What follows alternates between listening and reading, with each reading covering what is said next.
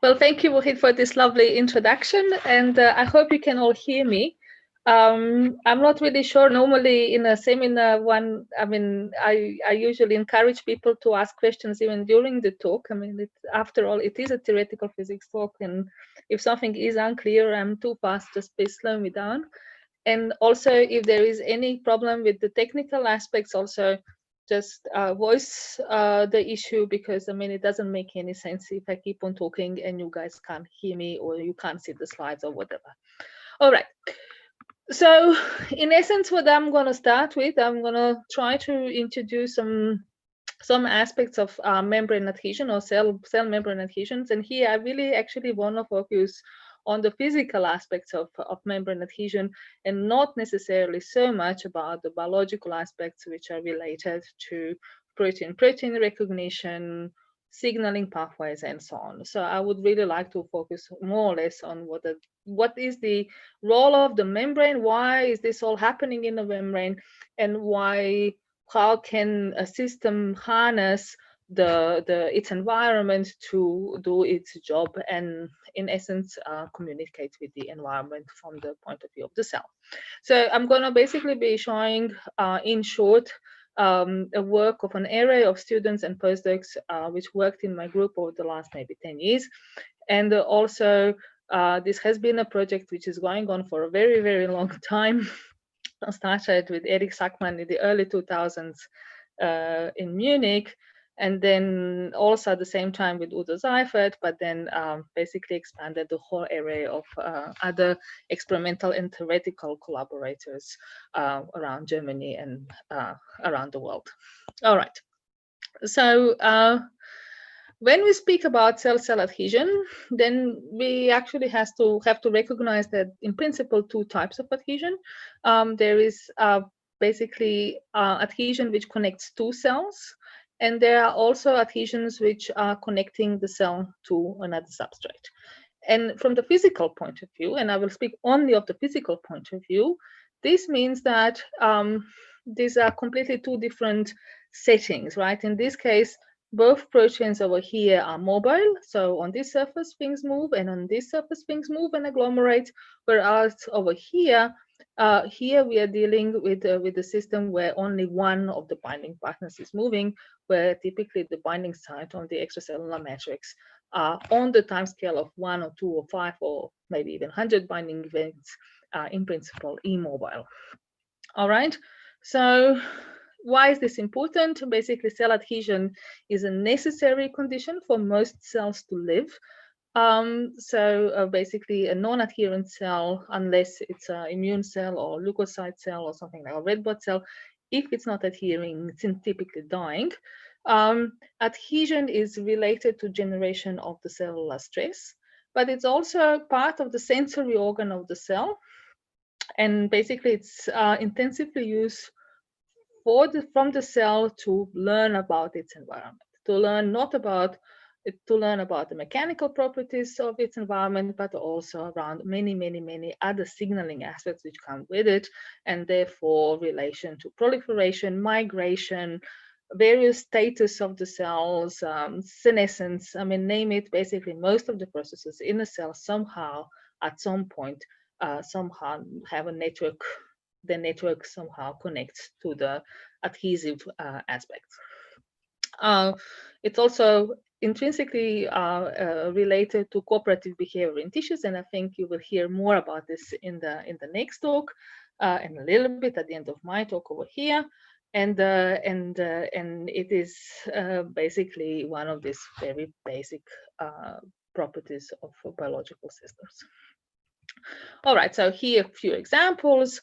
What I want to basically show that it doesn't really matter what kind of a cell adhesion process you're looking at. In essence, you are always relying on two interactions of a protein and a ligand, or a protein and a protein. So this is a kind of a discrete local interaction. And the viruses, for example, over here will use this ligand receptor interaction to basically dock onto the cell they're trying to invade. The same kind of a principle is used here when a leukocyte is trying to absorb a dying red blood cell, or in tissues when we are connecting the tissue tissue altogether. All right, so in principle, what's going on there? As I said, you always have a membrane. You always have ligands and receptors, and now these ligands and receptors can be in a different kind of structure, mobility, density, and so on. But in principle, these are the minimum components of the system. And then later on, some additional cellular structures will dock onto this. So if we talk about cell adhesion proteins, so here integrin or cadherin or something like that, then you will also be docking onto a cytoskeleton. But if you're talking about the adhesion of immune cells, then these interactions with the cytoskeleton in terms of activation or inhibition may not be so important. But of course, they too have an integrin adhesion, so they will also be structures which are related to the cytoskeleton. All right, so now how do we deal with this as physicists? All right, and as physicists, we immediately recognize that all of this is happening in the membrane. And then the question is why? So there are some very basic properties of the membranes. I mean, the membranes are extremely noisy, so they exhibit very strong fluctuations. They're intrinsically out of equilibrium, so which means that we are facing active and passive transport. These cells are cell membranes are actually very, very crowded as well, right? So they will kind of have this little domains. They will, and the density of proteins of this cell membrane over here, this is vastly underestimated. I mean, this is just more or less focused on the lipid. But if I would plot the proteins on it, then you would basically see that the proteins are covering between 40 and maybe even 80% of the cellular membranes. So this is an extremely busy environment. And of course, all of this somehow has to come across. And then the question is, how does the actual cell knows how to bring one protein from one side of the cell to another part of the cell? How is this recognition so specific? And why do we have such a strong, noisy environment? Of course, one could go and say, well, of course you need it because there are many functions which this cell has to do, but obviously, all of this is going to come up, result in a very rich physics on multiple timescales and length scales. So the timescales of diffusion, the timescales of binding, the timescales of making domains or breaking domains, and so on and so on and so on. So you're really looking into something which goes from nanoseconds to minutes, even hours in terms of tissues, or days, or a lifetime, to in terms of timescales. And in terms of length scales, we are really talking from angstrom, which is a protein recognition, to micrometers, which is the size of the cell, and then maybe hundreds of micrometers in terms of cell-cell cooperative effects, which emerge from the adhesive properties of cell. All right, now that we know this, then of course, how do I deal with this? Well, how do I deal with this, nine orders of magnitude in timescales or length scales? And can we do something there? All right. Now I also want to point out that these cells, how noisy are these cells, right? So this is over here. What you're seeing is really a T cell adhering to a substrate, and in its activated state, the membrane is exhibiting these enormous fluctuations over here. So these are really something which has something like fluctuation amplitudes of 300 to 400 nanometers. And from the point of view, and you can see the ruffling of these membranes, very beautiful. This is data taken from Fritzke's lab in Oxford. And if you look into the contact zone over here, this is really again the image of the T cell adhering to the substrate. And I don't know whether you can see it nicely, but you can again see in a reflection interference contrast microscopy. So the changes of colors are changes in the positioning of the membrane above the substrate, but you can see how strong this flickering is, and again it measures of the order of 100 nanometers. So then, of course, the question is, how does this help adhesion? Does this breaks adhesion? What does it do? Now, I know you have actually heard from Nia Gov a few days ago a little bit more about these fluctuations, and typically, you know, if you try to imagine something like this, then you should imagine something like that. There is a membrane, and all of this is floating around, and of course here the cytoskeleton is stuck. But you know, even if you imagine this is underestimated, right? Now, a protein is something between let's say 5 to 50 nanometers if we are really generous in size, and then these membrane fluctuations can be something like between 10 to a micron size. So something which, you know, is kind of breeding 10 to 15, from 1, 2 to 10, 15 sizes of the proteins themselves, right? This is how strong they can be. And now these fluctuations can be measured very carefully, can be measured very clearly these days. And over here you can see kind of, you know, micrometers and a non-activated red blood cell in the center. How does this signal look like? And I know you have seen this slide as well. And one can show that if you activate the cells, these cells are truly active fluctuations. You cannot account them through some effective temperature. They really break the fluctuation dissipation theorem, and they are really non-Gaussian. So another little example. I mean, they are nearly Gaussian, but still there are important deviations from there are still important deviations. And basically, if one looks carefully, then you will see that there are thicker tails. So that means that fluctuations help to populate larger distances. All right, and of course you can regulate it, and you can somehow try to recapitulate this in some kind of mimetic system, such as lipid vesicles. All right, now this is actual proper spectrum of these fluctuations. I'm here showing a spectrum of fluctuations of a macrophage, and you can see over here that in a non-activated macrophage, this is indeed nearly Gaussian, and the fluctuation amplitude is about 100 or 150 nanometers. But on the other hand, if you look at the activated macrophage, then you see this appearance of these thicker tails over here, and the fluctuation amplitude moves out to about 200, 250 nanometers in this particular case. And as I said, you know, imagine that you're a protein on this membrane, and this is a ligand underneath over here, and you're now trying to bind or talk to this ligand while you're being pulled and punched away by this very flexible environment, up and down. And so how do you actually hold hands? That is the question. All right, so being physicists, of course, we start with harmonic oscillators and start to think, okay, you know, how can I model this? And you say, okay, fine, I will model my receptor as a spring, and here I will look at harmonic springs first. And I will say, well, my protein is changing. It has structural degrees of freedom, which are very fast. They occur on femtosecond timescales. And these femtosecond timescale fluctuations of the receptors are basically occurring close to a membrane, which itself experiences its own fluctuations, and then there is a ligand on this membrane, and then this can either bind on and off. All right, and you can kind of represent this by kind of a harmonic potential, which in the end has also well, because there is an intrinsic affinity or intrinsic gain in the free energy when the bond is formed, and that basically somehow breaks this free energy profile over the reaction coordinate. And then you can actually calculate the effective rates when you integrate the fast degrees of freedom of the receptor.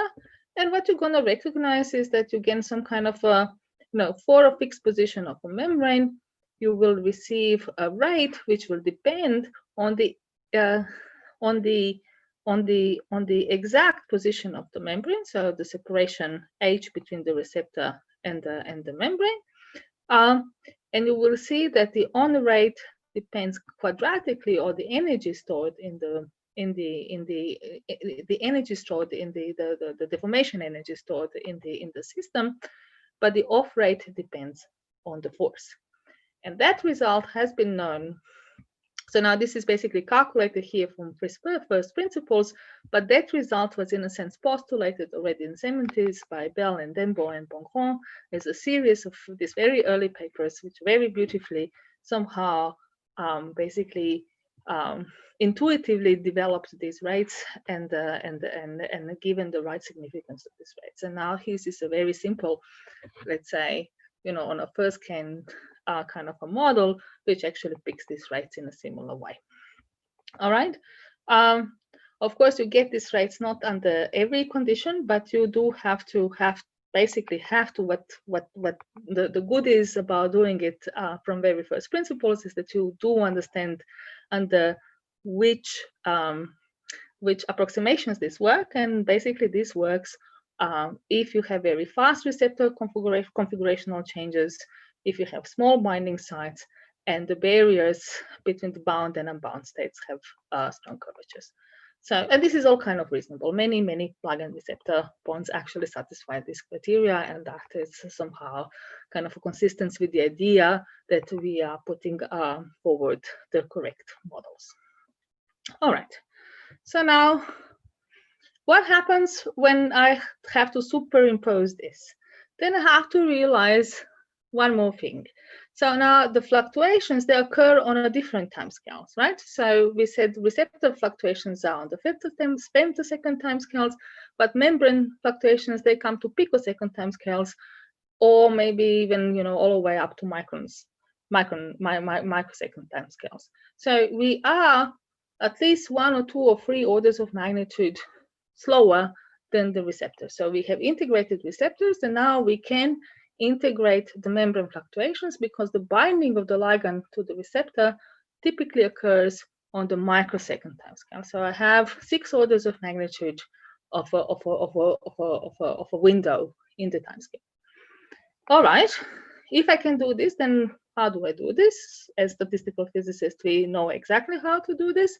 So we take our rates and we average them with the high probability distribution. So what's the high probability distribution? This is precisely what we measured, right? So this is telling us how likely is to find the membrane at a particular distance from its average position, which we choose it as a center of the coordinate system. All right, and if you do this, then you get the right-hand side graph, and then you realize an interesting thing, that basically the change in the fluctuations, so basically you actually get an interesting result that activating the cell increases the binding rate for a few orders of magnitude. All right, so this active fluctuations allows you to have much stronger binding much further out. So the likelihood to actually bind is much better. And this is precisely because of this test.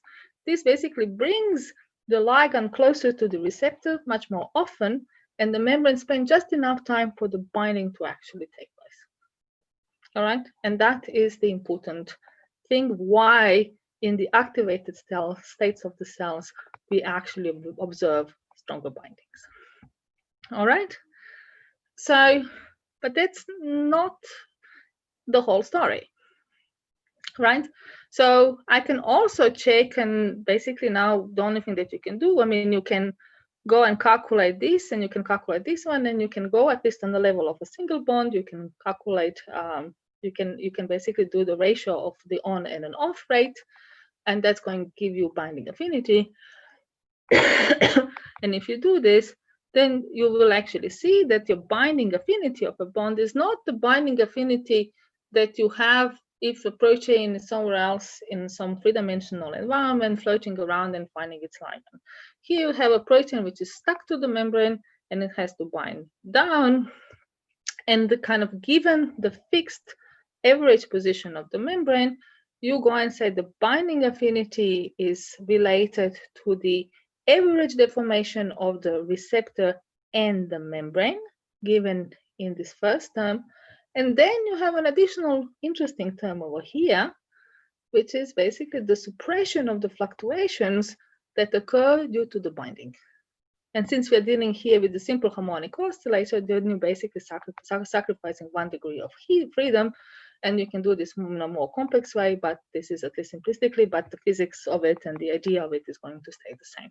When you're pinning the membrane, you're locally suppressing the fluctuations. This is giving you an entropic penalty for the binding, and this is why this comes with the plus sign. And of course, you are winning the enthalpy of binding. This is something which you will be measuring in 3 dimensions, right? This term over here, the last term, this little EB. All right. So a protein in the membrane has 2 components which comes from the membrane in its free energy gain for forming a bond. One which is dependent on the actual deformation, and one which is of the entropic nature and related to fluctuations.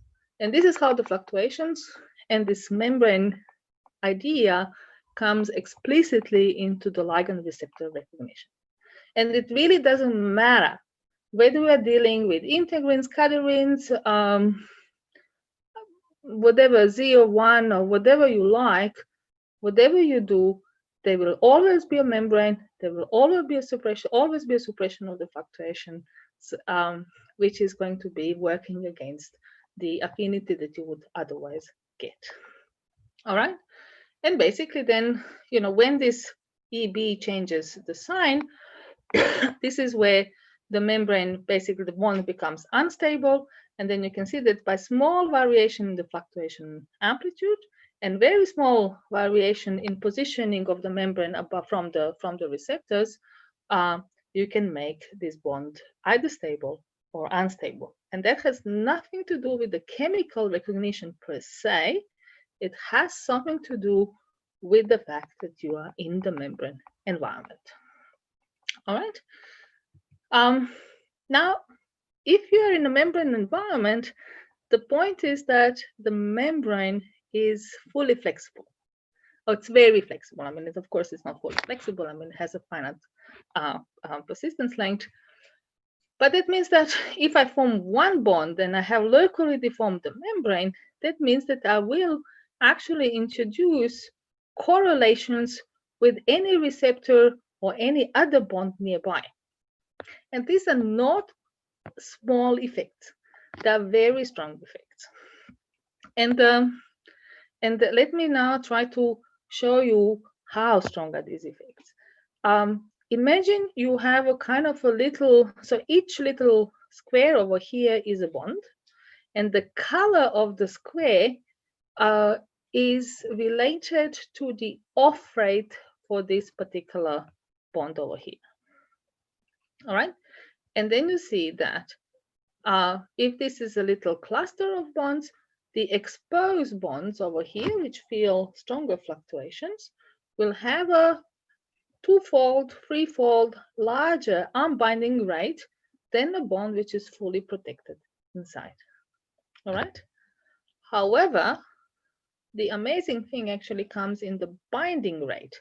Now we have a cluster over here, this white thing, and what I'm calculating on this picture is the probability to form another bond at the particular square nearby. All right. And it turns out that depending where you are around this cluster or how far you go out, the binding rate changes orders of magnitude. So in the binding, you may get, in the unbinding, you get maybe a factor of 1 or 2 or 3. In the binding, you get 1 or 2 or 3 or 5 orders of magnitude due to the cooperativity through the fluctuation and through the membrane deformation. So that's why I say this is by no means, these cooperative effects are by no means a small effect, and by no means you can ignore them. And also, they are always there. They are just related to the fact that it's a membrane, and it's a membrane which is fluctuating, and the cell somehow has to figure out whether it wants these fluctuations or it doesn't want these fluctuations. And basically what we see that there is an intrinsic relation between forming these bonds and the fluctuations. Yet, I mean, this is still a lot of open questions and actually how does the signaling takes place. But it's clear that all of these bonds over here, they do participate in the information gathering. You have heard this also a few days ago.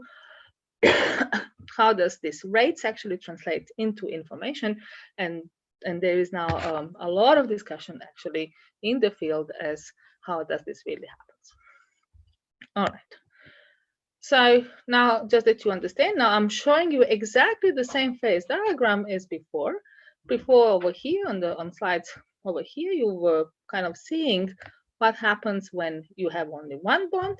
And now I'm showing you for an ensemble of bonds. So now the binding affinity is not related to one bond, and actually it's not even fully additive, but it is related. So this is the one bond, but you also have an additional term which comes from the entropy of killing all of the modes, which are all of the over the entire domain. And this is a non-local contribution, and you really have to calculate it for the bond configuration that you actually have. But the result is that having many bonds together basically stabilizes the phase diagram, and whatever was there, we had somehow we had a kind of a phase transition line through the middle of this graph. But now you see that this is very deep in a stable, I mean, at least for these choices of parameter, very deep in a stable adhesion regime. All right. So, and this is just as a reminder. All right, you see kind of how does this phase diagram changes. Now, let's talk a little bit about these interactions. I mean, in essence, what you can do, you can calculate the effective potential between these two bonds. This is not very difficult. And the interesting thing, because everything is quadratic in this Hamiltonian, right? And then the nice thing about it is that this effective interaction potential, and I'm talking about two equivalent bonds here, really only depends on certain constants. This is an elastic constant in the system, an effective elastic constant. This is this is the distance between the binding pocket and the membrane over here. But what is here in the, I'm losing my mouse. What is here in this denominator and over here, this is nothing else but the correlation function of the freely fluctuating membrane. So if you know the spectrum of the freely fluctuating membrane before it establishes the bond, then you will know the entire two-body interaction potential. Mind you, I mean, the free body still is strong, but beyond the free body, you can pretty much forget. But the interesting thing is that in essence, it's dominated, or it is completely given by the correlation function of a freely fluctuating membrane, which is a nice and a handy thing. Then what you can go and ask, you can ask, okay, if I have two bonds close by, how long is it going to take for one bond to diffuse away from the other one? All right. So, you know, how strong, so how strong is this time that I need? How long? So basically, listen, this is related to the question which people observe very often, is that you will have things or proteins diffusing in the membrane, and then somehow they will find somewhere and they will stay stuck over there for a very long time, and they call this a diffusion trap. Now, this diffusion trap, I believe, intrinsically drives to the fact that around the bond, the membrane environment is physically different, and actually it is giving you an attractive potential. So the only thing that you need to calculate is the first mean passage time, and you can also see that as a function of the strength of the, basically this is strength of the fluctuations or the surface tension in the membrane, the time that you may get stuck next to such an existing bond really may easily, this is for somewhat realistic parameters, may really range from, you know, microseconds, but from the life of a cell forever. That's from the fact that you have locally a deformation. Now, you can also ask yourself, how does these fluctuations help with actually forming this nucleation cluster, or basically nucleation or adhesion sites, right? And I think it's a fair enough statement to go and say that these adhesion sites start through a process of nucleation. And if you do this, then again you can solve the master equation for the nucleation time and find the average, or find the probability distribution of the nucleation times and its mean, and then you will find something which, at least in its simpler form, looks like this. and what you see is that it depends directly on the rates to form the first bond, or to unbind, to form the first bond, to unbind the first bond, and then to form the second bond, and unbind, to unbind from the second bond and to form the first bond, to form the second bond, I'm sorry, and so on and so on and so on. So in essence, you see that this intrinsic integrated, right? So completely effective rates are the ones which are responsible for the nucleation process. What does this mean? This means again that the nucleation process itself is intrinsically and very sensitively related to the fluctuation amplitude of the membrane and the height difference that the membrane is, or the cell is keeping between the membrane and the adherent surface that it's trying to bind to, either another cell or the extracellular matrix. And now we can also calculate the average number of bonds that you need to have a stable seed. Each symbol denotes the number of bonds in the seed, and you will see that, okay, over here you're starting with one bond that makes a seed, which is basically a lattice gas configuration, or basically a gas-like configuration of adhesion sites. And then over there you will start to have very small domains which are necessary to be formed of two bonds, and then later on, but you also see that the time that you need to actually nucleate these domains over here, when you need more of them, basically goes to infinity. And that again is somehow in agreement with the observations that you do not need many bonds to actually have a stable adhesion center in a cell. So 2, 1, 2, maybe 3 is enough. But the interesting thing about this result is that look how sensitive this is, right? So from moving from, let's say, a fluctuation amplitude of 5 to 8 nanometers, or changing the height from 30 to 35 nanometers, which is very, very little actually, will change your nucleation time for 2 or 3 orders of magnitude. And that mostly comes from the fact that the on rates explicitly enter the nucleation time. Okay? And this is basically a tremendous sensitivity predicted over here. And you can now ask me, okay, does this actually rebel with anything in the reality? I mean, one could trivially go and say, well, everybody knows that activated cells will bind much more than non-activated cells. But, this is kind of a self-indulgent criterion. I think a more scientific criterion is to look at the experiment. And I'll just, I think I missed I somehow missed the slide on this. But in essence, if you look at the experiment, then you indeed will exactly find these types of sensitivities. All right. So is there anywhere else that we can use this property of the membrane being the fluctuations being suppressed? You can use it in imaging. And this is also known for a little while, but it was not clear why this works. That if you try to image the membrane, right, and this is a typical picture of a membrane, and you do this typically in the interference. So the interference patterns, when you're making an experimental image, you're looking for the membrane from below, and you're letting the light interfere on the first interface that you put your receptors or ligands, and then you let the light interfere with the membrane. So the light goes down, and these two beams will interfere, and you get a pattern. So this you know, we have seen this, I think they're called Newton cycles, circles. If you put a ball and you shine the light from below, you get interference patterns. And exactly the same thing you can do with the membrane. And if you try to image,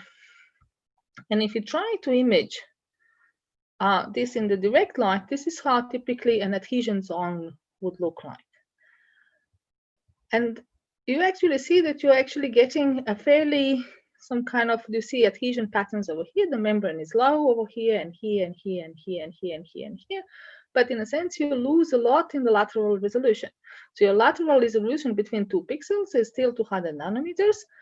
Although in the interference patterns, you can kind of resolve heights of, let's say, 2 to 5 nanometers. But if you now image the fluctuations and you look at for the average fluctuations, you get a significantly more information in this image, because over here, you are not able to resolve single bonds or 1 or 2 bonds. But when you look at the fluctuations, then basically you gain from the fact that you can really associate not the average position, but the amount of fluctuations around this picture. And that gives you basically a picture which is, in a sense, beyond the normal lateral resolution that you expect. And that is something which then you can really use if you are doing microscopy on these membranes. All right. Another thing which is important, it is what happens when you change the properties of the receptor, right? So I said, okay, well, you know, the capacity of the receptor to fluctuate will affect the system, all right? And then I can, and how does the spectral properties of the membrane will change if now I go and make, you know, a bigger receptor or a stiffer receptor or something like that? You can calculate this. And what you will realize that the stiffness of the receptor actually only affects this low resolution. It affects actually only the low resolution, the low frequency part of the spectra. Oh, this is the power spectral density of the membrane. And basically, the stiffer the receptor, the more suppressed they are. But in this high frequency regime, this is the pure bending of the membrane, and you basically recover the standard results. And this is how then basically there's this coupling of the protein back to the membrane, and this is also important to understand. Sorry, the membrane affects the binding of the protein, but the binding of the protein affects the membrane, and this is in a sense telling you how this is done. All right. And the important thing is that it is only in the low frequency, and then if you look at the low frequency regime, then you can also, from the spectrum, extract the mechanical or biomechanical properties of your proteins, in a sense. All right. So here I would like to come up with a summary and say, all right, that the shape, the static correlation function, and the power spectrum density are all affected in typically low frequency regime. The rates and affinity of the protein explicitly depend on the membrane fluctuation. And the adhesion energy is not a property of the ligand receptor pair. I mean, saying that, I don't know, biotin avidin bond carries 35 kBTs, it's completely meaningless in the environment of the membrane.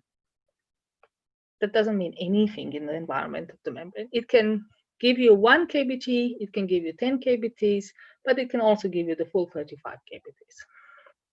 All right. So typically the fluctuations increase the binding rate and introduce the cooperativity between the proteins, and that typically yields the higher nucleation rate. And then activity promotes the binding more toward the exterior of the cell and then the interior of the cell. I did not want to go in this much detail, but in principle that you can also, by analyzing the data, see that the fluctuations toward interior and exterior are not the same, and this asymmetry is then reflected in the capacity to capture something out or in the cell. All right. So now, can we test some of this? This is something which is done on the giant tunnel vesicles. This is a nice physical system because, in essence, this giant unilamellar vesicle is just a very, very simple cell. We have a membrane bag which we can decorate with proteins, and And in the old times, I mean, I think this is a picture even from my PhD 20 years ago, right? You had these very simple membranes which had carried ligands, and they were offered the receptors. And then, people became much smarter, and then they were able to put some kind of cushions underneath, and then these receptors were allowed to move. And today, the wealth of these ligand receptor pairs is ginormous. I mean, you have artificial binders, which are made from DNA constructs. You have reconstituted glycocalyx, reconstituted actin cortex with taline and vinculin, and all possible kinds of things. This is a very rich environment which you can now use as a toolbox to build this physical system and explore all of these aspects which I spoke before. Right?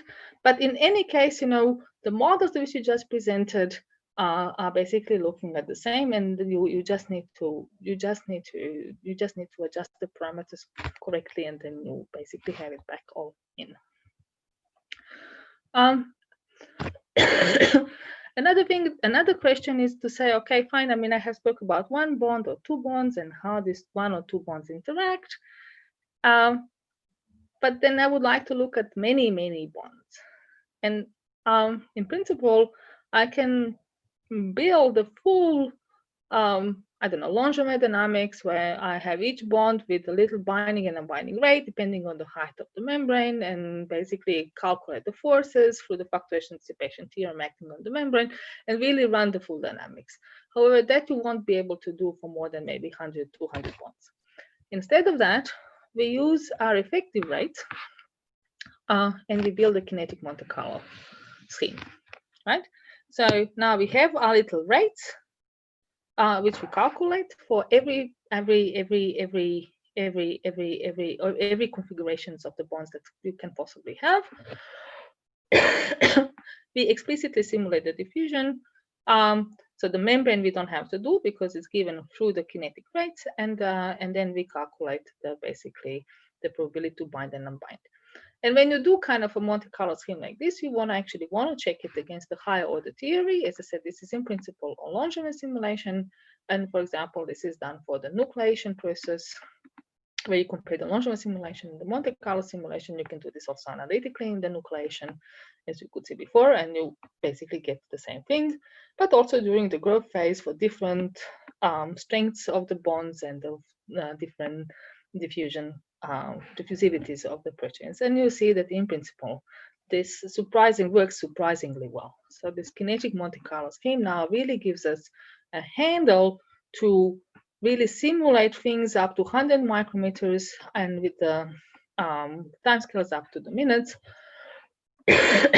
and have so basically a full cell surface, and also have the realistic number of proteins on it.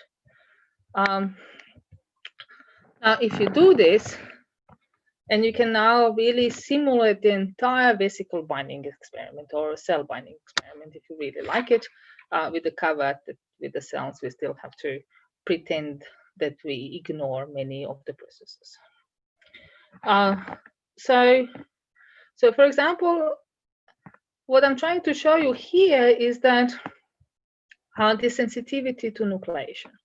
So for example, you see that in this particular experiment, you have nucleated maybe 1, 2, and there you are, the third nucleation site in about 8 seconds, right? Now you have increased between here and here, everything stays the same, and you increase the fluctuations, I think, for 2.5 nanometers.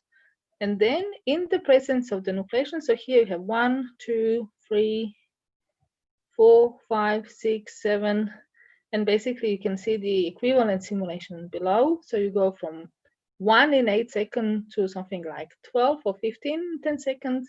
And if you now decrease the height a little bit, you go, so if you now only decrease the height, you again see that you are dealing with many more domains. But if you increase the height and the fluctuation rate, you go from something which is just a radially growing domain to having a lattice gas. And this is precisely what we predicted before. And you see this extreme sensitivity in the nucleation rate, which is again something which is comforting in terms of what we predict. Another thing which you can look at is, what happens if you allow the cell to spread, and then the material has to flow from the outside of the cell into the contact zone and form the bonds. And then you can see that if you slow down the diffusion of the proteins, then the proteins is naturally coming to the contact zone, immediately bind and seal the contact zone. All right, and this is a process which you can see over here. It has naturally occurred. If you increase the diffusivity, then you get a more uniform contact zone, but at low diffusivities, you get this. You can do this in the experiments with vesicle. You can reconstitute this ring-like formation, but you can also do this in cells. And you can see that if you have a fluid systems, then basically your bonds are able to, your ligands and receptors are able to reach the interior of the contact zone and bind all over. However, if you basically impede the fluidity or you mess up with the transport, then they basically are so slow, they come over here and they bind immediately and they create a kind of an obstacle. And it also tells you that this interplay between binding and transport is a very important thing in terms of pattern formation on the cell surface. But now I can go a little bit further and say, all right, I have only so far. So are there any questions so far? No? No questions?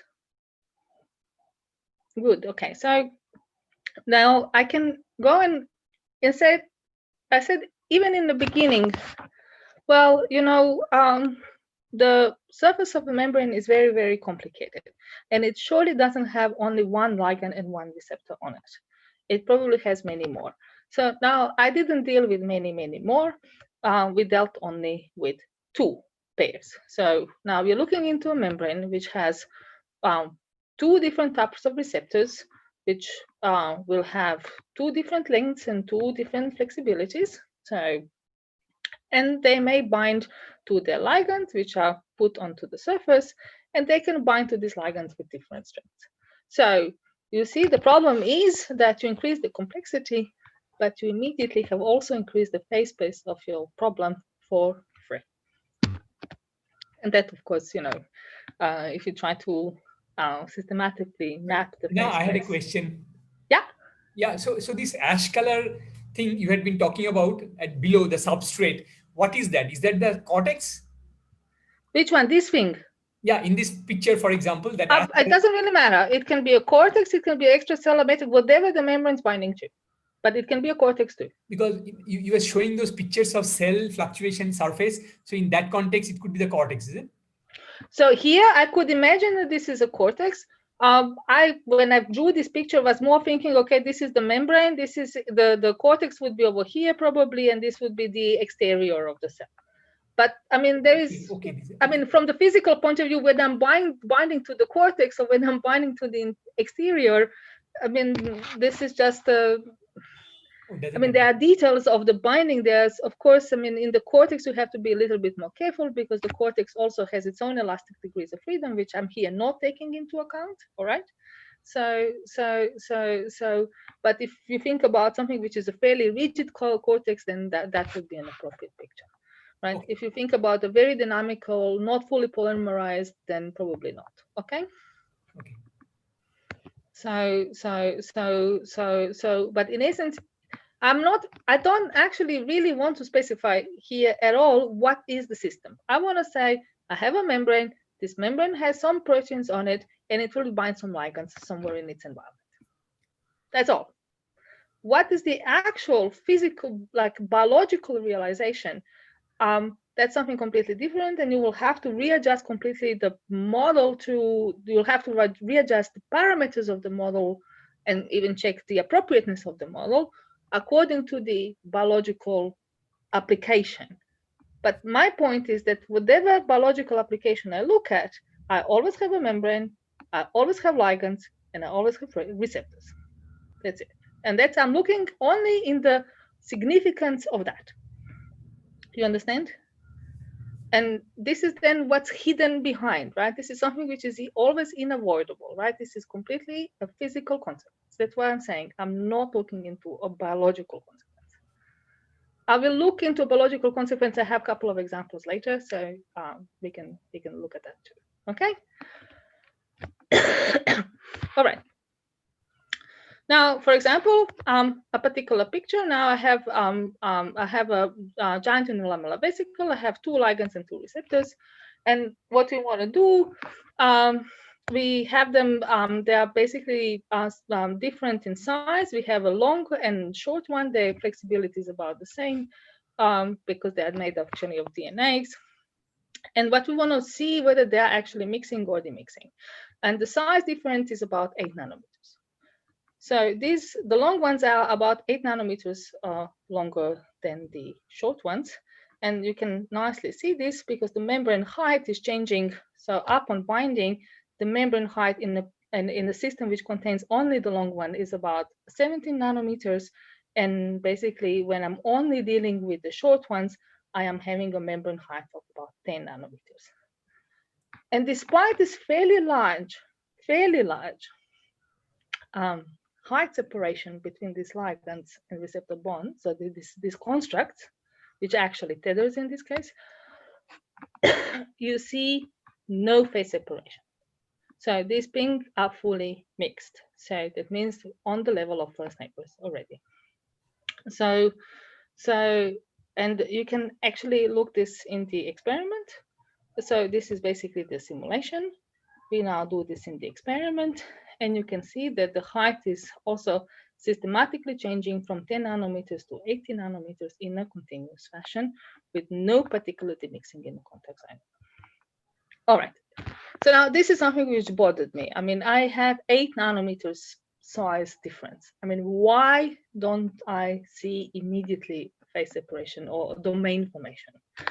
So we built a full phase diagram for the system. So we are systematically changing the length of, let's say, the red protein, and we are systematically changing the length of the blue protein over here. And what we see that over the diagonal, when the proteins are about the same size, we get fully mixed states, which is expected. Somewhat unexpected is that indeed we can go about 5 to 10 nanometers away of between 5 and 7 or 8 nanometers in the length difference, and there is still no demixing. All right. Now, and why is that? You can calculate the effective interaction strength between these two bonds. It is an attractive one, but it is not much different than the attractive interaction potential between the red and the red and the blue and the blue. In order to force the formation of the domain over here, what you need that the interaction between the blue and the blue is significantly stronger than the red and the red, or red and the blue. And that actually is at least 1 order of magnitude when I say difference in strength. So indeed, if you change the height, then this interaction, because the formation is stronger, the interaction between them is stronger. So these ones are short. So over here, I will start to observe the condensations of the blue domains, the condensations of the blue domains. All right. And these domains will now actually be persistent. And the more I go, that will make a separation in height, but then the probability, because these are now shorter and shorter and shorter, the blues ones are shorter and shorter and shorter, but because they're shorter and shorter and shorter, it's much, much harder to nucleate the domain. Once you nucleate, it's stable. And once you nucleate, they actually like to be together. They are interacting very strongly, but it's actually hard to nucleate it. All right, so I'm not trying to say that this is an equilibrium picture. I'm just saying that this is whatever we can do with the simulations at the moment. All right. And eventually, if you make them too short and the separation of the difference between the heights too large, then the blue can no longer nucleate on any particular relevant timescale. Now, an additional effect comes from this from the affinities. Now, this is exactly the same picture over here. Now I'm not changing the length. So I'm looking at the same length. So I have the domains. Now this is a domains of red in the environment of the blues. And the only thing which I'm changing is the stability of the bond. So it's lifetime. All right. So the average number is the same. So, I mean, it's not that the average number is the same, but in principle, the interaction between the red and the red and the red and the blue and blue is the same. So the interactions are the same, but the stability of the bond is different. Okay. So, and then you see that if you increase the stability of red, I get, of course, more and more and more red, but I'm not changing the type of a domain which I'm getting. Okay, I'm getting exactly the same type. I'm getting these jamming effects that you have seen before, because the reds have to come into the contact zone and they get stuck with the edge, which is fine. but in principle, I'm not changing the nature of the adhesion because I make the bonds stronger. I change the number of bonds, and I change the number of bonds, and perhaps a little bit the macroscopic patterning, but not the capacity to form or not form domains. All right, this is something which is important. And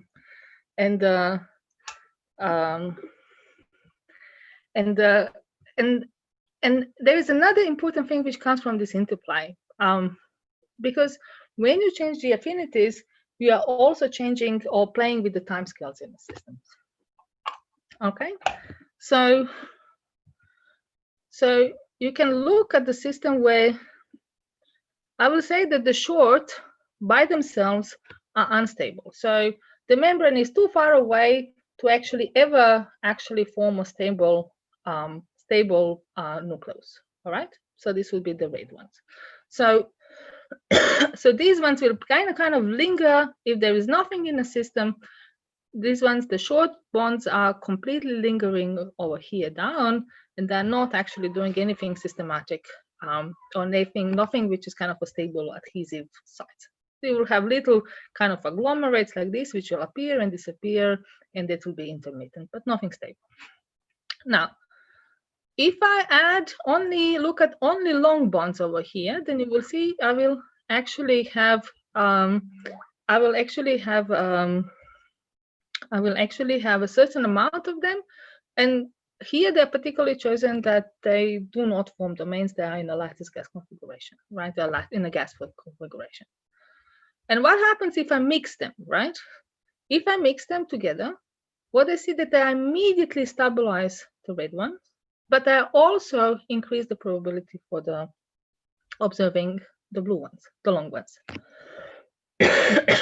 And that's something which I kind of like to talk about is in a sense a catalytic effect, where the blue ones, the appearance of the long bonds in the system, are facilitating the formation of the short bonds.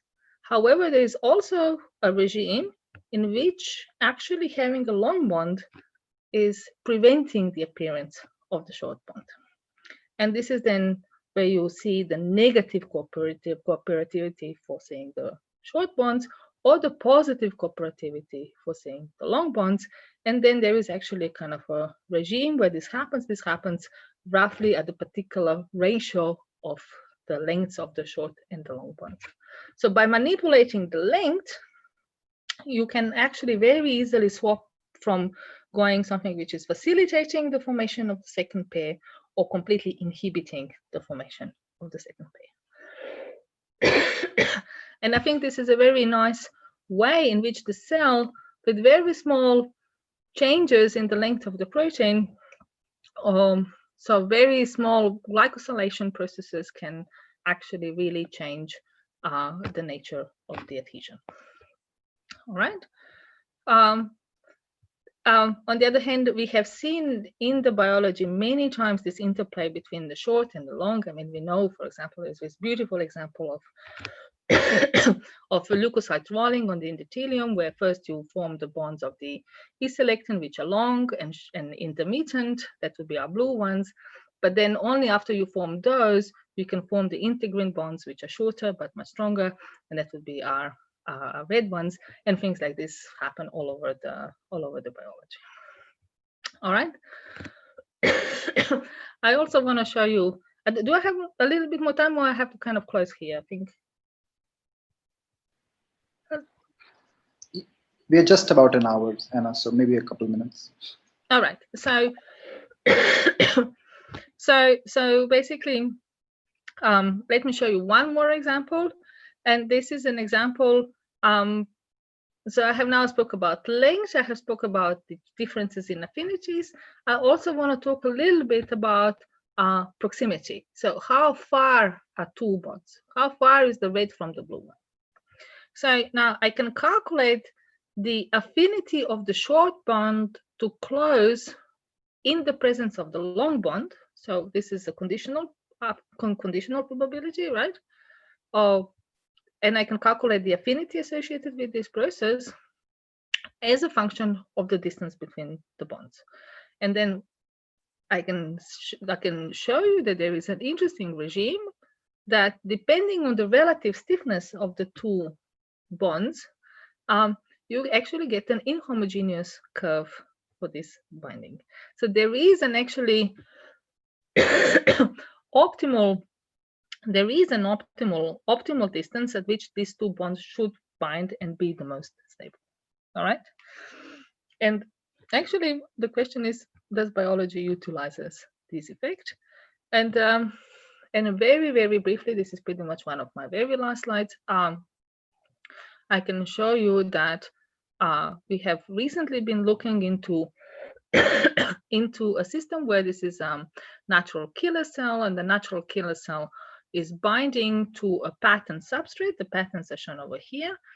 And then on these patterns, you have a yellow and a purple dot, and the yellow dot is decorated with ligand for an activating receptor, and the purple dot is decorated with the ligand for an inhibitory receptor. All right. So, and what we do in the experiment, so this is basically the work of Mark Schwarzman from Ben Gurion University.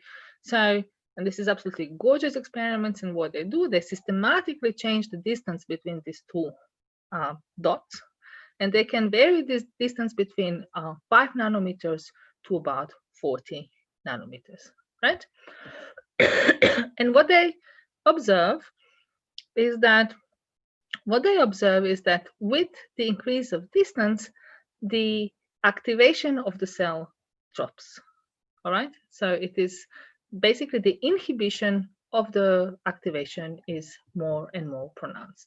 And basically exactly the same result we observe in the simulation, basically, and we can relate it to the fact that the number of inhibitory bonds are forming or increasing as a function, as we are increasing the distance, or hitting the sweet spot, hitting this very sweet spot where the two bonds actually like to be from one another. And that is then translated in the activation of the natural killer cell, or the lack of it. All right. So in summary, I would like to tell you that multiple binders organize in complex structures which are sensitive to the mechanics and the biochemistry of binding, so the affinity of binding, but also the flexibility of the bonds and to the length of the bonds. The dynamics can be both enhanced and slowed down by having a presence of the long bonds in the present for the short ones. So the long bonds can have both catalytic but also anti-catalytic effect, and then there is actually a fairly sharp phase transition for this, or there is a transition line for these two effects. I would not call it really a phase transition, but just a transition line. And actually, all of this is, in the end of the day, regulated by the properties of the membrane and the capacity of membrane to fluctuate. And with this, we have to close the loop of always make sure that we understand that when we form the bond, we change the membrane, and the membrane changes the bond. And this is a very important loop, and this is a loop which is particularly important in terms of signaling. All right. I was very ambitious, and I thought I will be able to actually show you something, how does this work in tissues, but I think I'll have to stop and skip that part, and I will say thank you, but I will also thank to the entire group, And the people which have done this work, especially to Mislav and Josip and the other Josip over here, who's about to graduate, and to Robert Blackwell, who is now moved to USA, to Boston, and to Henning, who is also about to graduate. All right, thank you very much, and I'm open for questions. Thank you very much, Anna. I would request the participants to please either type the question in the chat box or please unmute themselves and ask the question. Yeah, so can the binders move on the substrate or on the membrane where they are binding? Yeah, they can. I mean, this is basically a parameter, and at least in the simulation, let me go back. So in this particular experiment, they can't, and in the simulations, they can't. This is by design.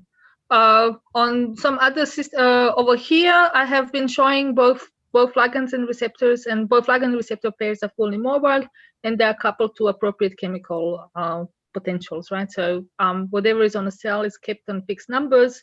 Whatever is on a basically assumed to be a surface, that's kept on the constant chemical potential. But that's also a parameter in a simulation that you are most welcome to vary if you're interested. So you can also change the relative diffusion constants, and that's actually important when you're forming these types of patterns. Thank you. So I had a question. I mean, in terms of these multiple length binders, I mean, do you actually try in detail to look at things like the T cell immunological synapse to see the sequence of patterns that's actually formed and what parameter range that might correspond to? Because you talked about the physics instead of the biology, but there's also interesting biology. Absolutely. I mean, somehow, unfortunately, we have to focus on something, and giving this is a little bit more of a theoretical physics environment. I focused a little bit more on the physics. Absolutely. Yeah. This is precisely what we are at the moment looking. We are looking in the sequence of the T cell, and in the for the T cell and for the NK cells in principle. We started with the static picture, trying to basically get the activation right. This is now under control. The paper is actually in the second round in review, so hopefully soon out. And as we speak, we're looking into the dynamics of the process. And I think here, these types of models, I think, are particularly suited for the immune cells. I think this is kind of nice, because when you are forming the immune cell bonds or activating or inhibitory bonds, you are not immediately or intrinsically connecting to the cytoskeleton. So you can actually look at it on a longer time scales. When you are looking, and this is also another project which we are doing with Alexander Rajenovic at the EPFL, we are also looking into the formation of nascent adhesions, so early stages of integrin adhesion. But over there, it's a little bit more delicate, because if you want to think about actin, then the model is fine as long as you have dynamic protrusions and retractions of the actin, so fast polymerization, and that will work. You can integrate that. The problem with this level of modeling, and this is now we are expanding the model in that context, is that the problem is when there is a retractive force from the actin back on the adhesion site, right? So that at the moment is not in the model, and that's why we are focusing really at the nascent adhesion stage. We are also looking into early stages of cadherin interactions. Again, for the very same reason that in the later stages there is an active force from the cytoskeleton, and I don't think that this is fair to just pretend that it is not there or integrated into the ruffling of the membrane.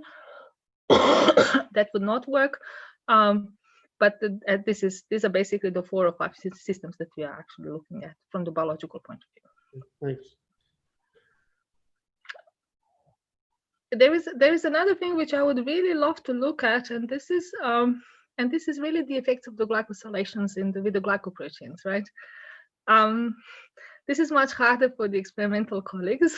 So, but if anybody is looking into the effects of the glycosylation, then I would be absolutely absolutely keen to look at that, because I think this glycosylation really has actual physical effect rather than not only a chemical effect. I really think it actually has something to do with the protein lengths, adhesiveness, flexibilities, and things like that.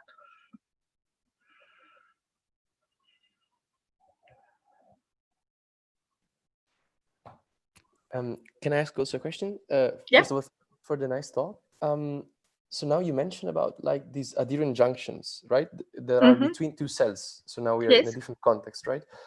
In that case, do you have to consider also the fluctuations? I mean, from both sides, right? Not only like from. Sure. This is already accounted for your models. Sure. So, all right. Everything that I spoke about was I have one membrane and I have something which is not fluctuating. However, there is really old works, I think, from, let's say, early 80s, maybe even from in the 80s, where, I mean, it really doesn't matter whether you speak about I mean, what you need, I mean, I need a Hamiltonian. I can show you if I have a Hamiltonian somewhere nearby. I know I have a Hamiltonian somewhere. I don't know. Okay, so basically what you write a Hamiltonian as a function of the height from some kind of a base value, right? But it really doesn't matter whether you have one surface stuck and the other one fluctuating, and then your half coordinate is the distance between the membrane and the surface, or you have the two membranes doing their own breathing modes, and then the ha is the local distance between the two membranes. That's exactly equivalent. The problem that you have to deal with is that the two membranes don't necessarily have to have the same bending stiffness. But what you can show explicitly, that as long as you stay in the Monge gauge, you can map the system of two fluctuating membrane with two different bending stiffnesses onto a fluctuation of one close to a surface with an average bending stiffness. And I think here you have to take the geometric average. Yeah, thank you so much. And I have another question / comment. You were talking about like then the fluctuation in the inside part of the membrane. Essentially, you mentioned that there are slight difference from the outer part. Sure. So if you can comment a bit on that, and then like, does that have consequence exactly? I think you were also mentioning that like on the recruitment of stuff towards the interior of the membrane. So that's very interesting. So okay, so I'm here really showing you a measurement data, right? That this is a set of data which was collected by Cornelia Monzel in Rudy Merker's lab when she was a PhD student. So this is the exterior fluctuation. This is the interior fluctuation. All right. And actually, you see that if I look at it as a full distribution function, then you would say, okay, there is some kurtosis. Okay, and this is what was actually written in the original paper. Now, we went back to look at this data a little bit more carefully. And then what you realize nicely is that basically the left and the right-hand side, as well as the red curve, it's not exactly a Gaussian, but it's a superposition of the Gaussian, or convolution. It's not a superposition. I would say it's a convolution of the Gaussian and an exponential.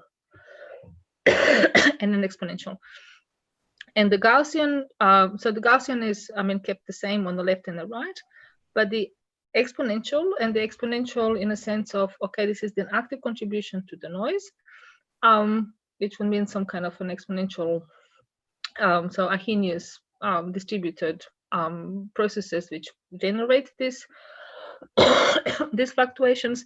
They are not the same on the left and the right-hand side, and that gives you the apparent kurtosis. So indeed, the exponential on the left is not as the exponential on the right. It is stronger here than it is over there. The effect you see over here. So this is what you see on the in. So that means that the recruitment on the interior side is much more short range than it is on the posterior side. Okay, so you get another 100 or 150 nanometer. So you can reach out and grab things efficiently 150 nanometers more if you're on the outside of the cell than on the inside of the cell. And that does actually make sense, right? Just by geometry. I mean, I do have the whole interior of the cell, which is suppressing my fluctuations, right? So this is a completely meaningful result when you think about it, but but it's nice to see that it actually translates to numbers. Nice. And does for example, this has have an effect on wetting, for example, or like other processes in which you recruit just not one single, like protein, but it's like more collective phenomena? Okay, so yes, of course it does, right? So what you have done over here, all right. So now you won't have to be a little careful. I didn't show you this data because this data are a little bit more delicate to understand. Now I'm dealing with the non-equilibrium process. Mm-hmm. All right. So there is a silent idea when you speak about binding affinities. When you speak about when you speak about, I mean, what we discussed so far is in a sense kind of a near equilibrium statistical physics, right? So there is still the idea that detail balance, at least the local detail balance, is preserved. Right now I'm dealing with non-equilibrium fluctuations. These fluctuations are so obviously non-equilibrium that, all right. So the question is, okay, of course I can integrate my rates, right? These rates are not sensitive to the fact about what are membrane fluctuations, or what is the nature of the membrane fluctuations. There's little off and on, which is, let's call them Bell-Denbo's rates. They're not sensitive because they have the height explicitly, right? Well, what is very sensitive to the nature of the fluctuation is the probability distribution function. All right, and the probability distribution function changes upon binding. And I can, if I assume that I am dealing with the class of the non-equilibrium steady states, which still respect the detail balance, and there is a well-defined class of those types of systems, then I can completely copy-paste everything which I've done, and the only thing which I need to do for the equilibrium kind of equilibrium problem, or quasi-equilibrium problem, or equilibrium relaxation, and I can deal with the relaxation into the non-steady state, the non-equilibrium steady state. However, if I'm not dealing with the system, and a priori in the cell, you don't really know. Okay, I mean, the experiments that we have are not conclusive in that way. But if I assume it, then yes, I can talk about wetting, and then you can see that the wetting phenomena are, and we can repeat the whole calculations which we did before, but now with an adjusted spectra which has an exponential tail. And then the nice way to do this is to assume is that your receptor and the membrane system is not modeled by an affine harmonic spring. The only thing that you need to do, you need to put an affine spring, an affine harmonic spring parallel to linear spring, and you're back in the game. Okay. And then you can reanalyze all of the correlations, all of the nucleation dynamics, and all of it. But still, if you think about the nucleation, if you think about this early dynamics is completely dominated by this rate. Okay, irrespective of the type of the fluctuations that you're dealing with. The first on rate, the rate to form the first bond, is that's the rate limiting step in the domain formation. Everything after is cooperativity, and your rates go up for orders of magnitude, and only the question is, do they go 1, 2, or 3 orders of magnitude up? The rate limiting step is the formation of the first bond. So something you said led me to another question, which is the fact that you're assuming everything is in this Monge representation of just height. Do cells ever fluctuate so much that you have to take into account finite angles, and you have to leave this simple height description? All right, have a look at them.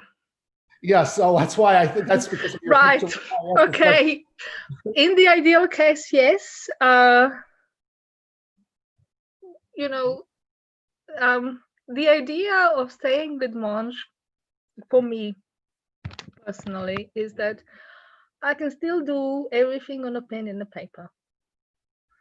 So I have fully trackable analytical result. Sure. No, I understand that. I'm just. And if I do this, I have to engage in such a heavy numerics.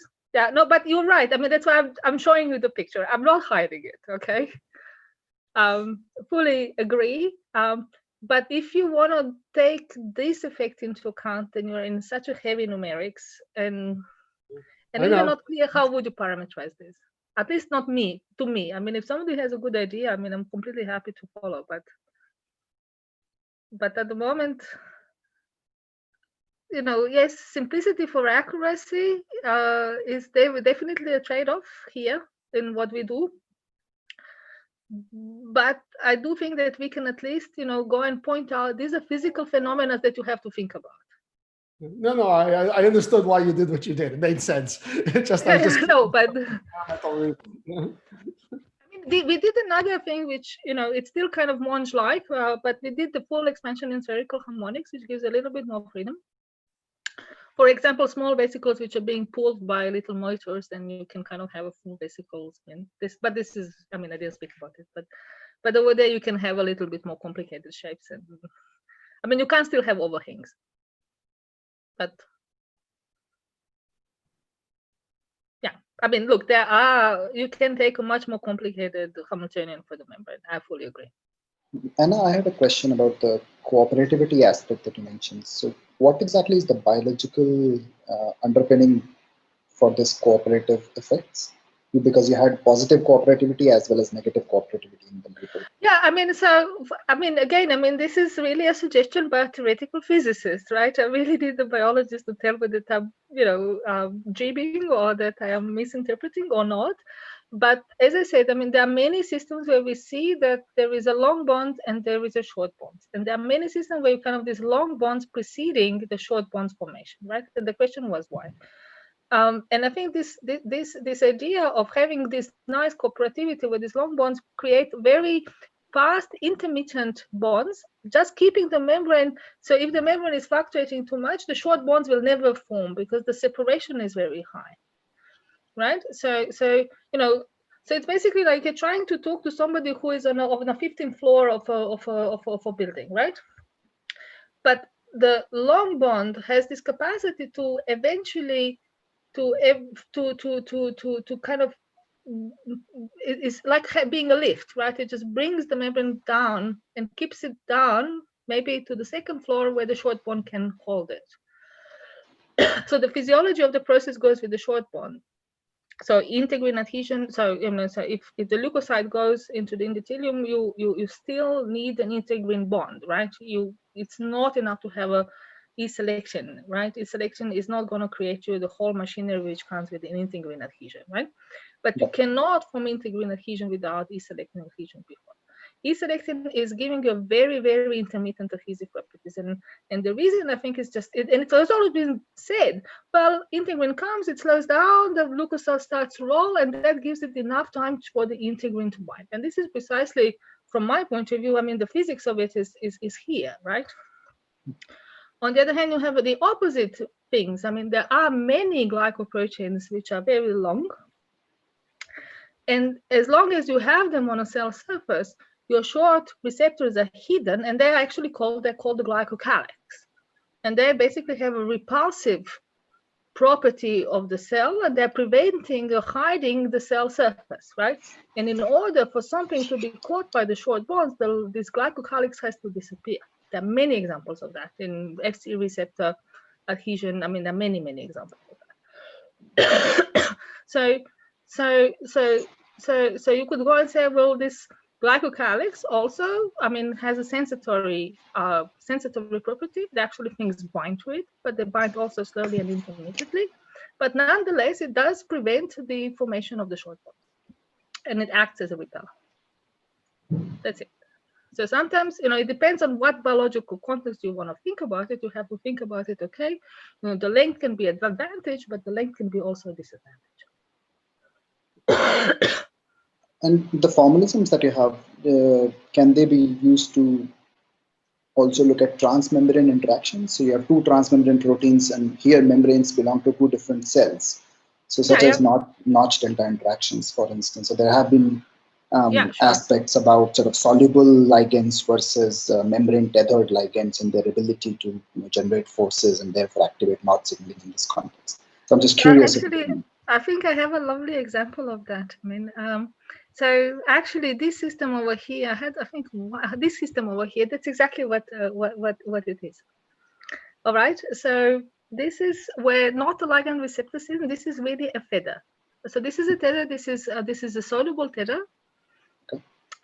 which basically spontaneously enters the membrane and can leave the membrane. So the model is slightly adjusted. I didn't go into the detail. This is really setting down it basically sets down onto the ensembles. You have to really make sure that you set this up right, and then there is a little but nice effect over here that, being in the configuration where both tethers are on one membrane actually has an entropic effect, which or transitioning from having tethers on one membrane to having between two cells.